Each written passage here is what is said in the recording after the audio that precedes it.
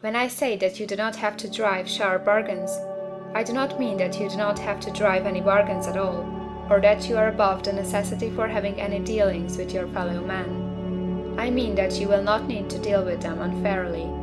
You do not have to get something for nothing, but can give to every man more than you take from him. You cannot give every man more in cash market value than you take from him, but you can give him more in use value than the cash value of the thing you take from him. The paper, ink, and other material in this book may not be worth the money you pay for it, but if the ideas suggested in it bring you thousands of dollars, you have not been wronged by those who sold it to you. They have given you a great use value for a small cash value. Let us suppose that I own a picture by one of the greatest artists, which, in any civilized community, is worth thousands of dollars. I take it to Baffin Bay, and by salesmanship induce an Eskimo to give a bundle of furs worth 500 for it. I have really wronged him, for he has no use for the picture. It has no use value to him. It will not add to his life. But suppose I give him a gun worth $50 for his furs. Then he has made a good bargain. He has use for the gun. It will get him many more furs and much food. It will add to his life in every day. It will make him rich. When you rise from the competitive to the creative plane, you can scan your business transactions very strictly, and if you are selling any man anything which does not add more to his life than the thing he gives you in exchange, you can afford to stop it. You do not have to beat anybody in business, and if you are in a business which does beat people, get out of it at once. Give every man more in use value than you take from him in cash value. Then you are adding to the life of the world by every business transaction.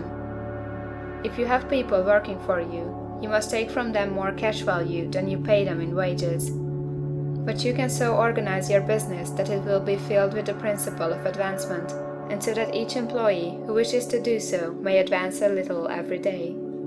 You can make your business do for your employees what this book is doing for you. You can so conduct your business that it will be a sort of ladder, by which every employee who will take the trouble may climb to riches himself, and given the opportunity, if he will not do so, it is not your fault.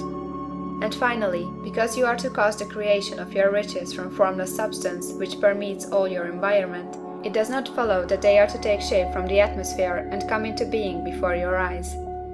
If you want a sewing machine, for instance, I do not mean to tell you that you are to impress the thought of a sewing machine on thinking substance until the machine is formed without hands, in the room where you sit or elsewhere.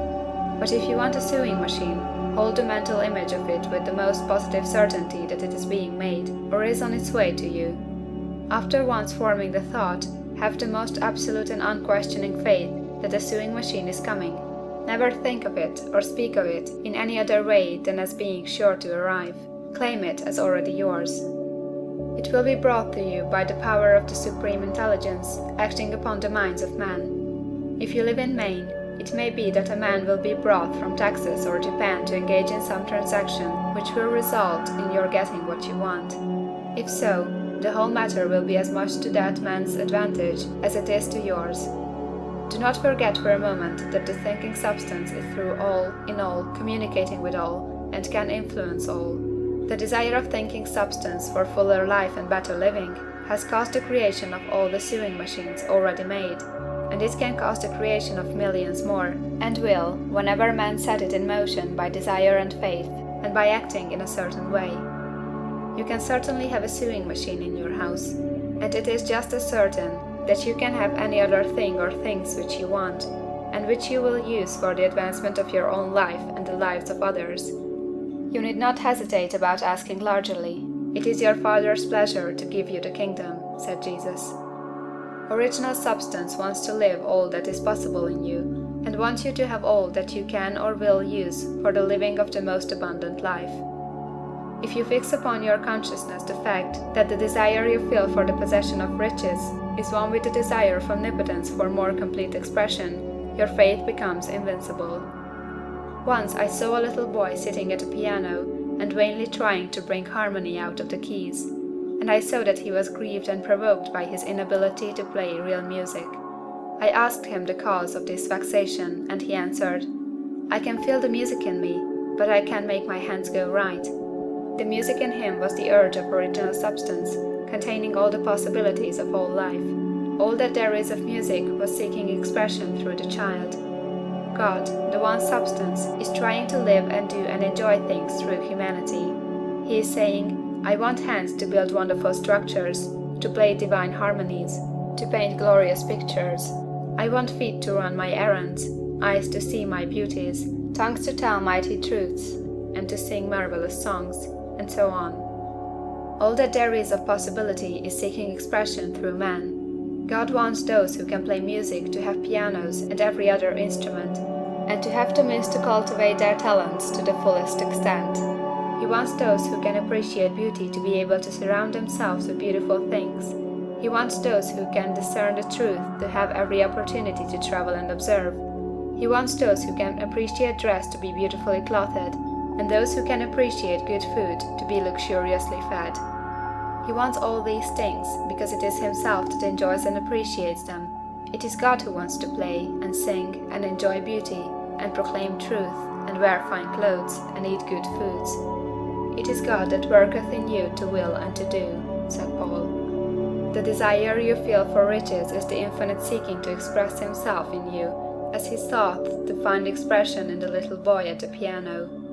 So you need not hesitate to ask largely. Your part is to focalize and express the desire to God. This is a difficult point with most people. They retain something of the old idea that poverty and self-sacrifice are pleasing to God. They look upon poverty as a part of the plan, a necessity of nature.